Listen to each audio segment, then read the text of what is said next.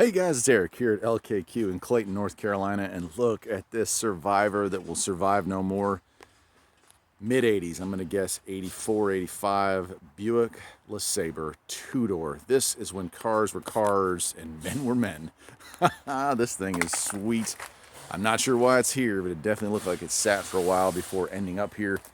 You can see GM had a problem with the plastic that they were using for bumper surrounds. They would rot out. I had a Citation that did the same thing. Really hard to find decent examples of that, but other than that, this car doesn't show any body damage at all. And check out the inside on this thing. These were like driving couches. I owned a Lesaber. Mine was an 86 four-door, the next size down of this car, but look at those seats, man. Look at that.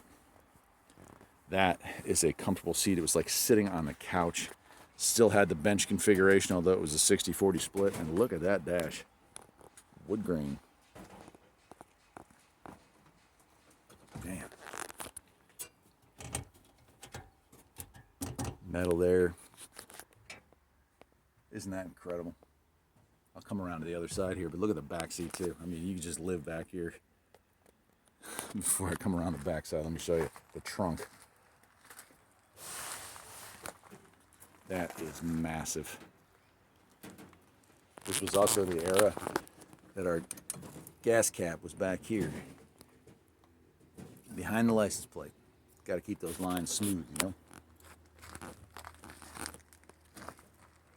know?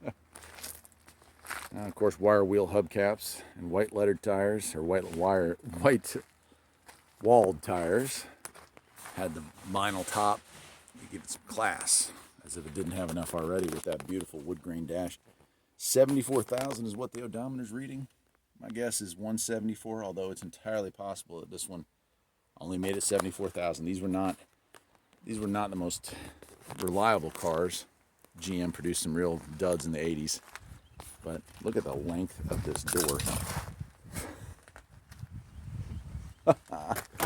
She's a bruiser. Look at the size of that opening.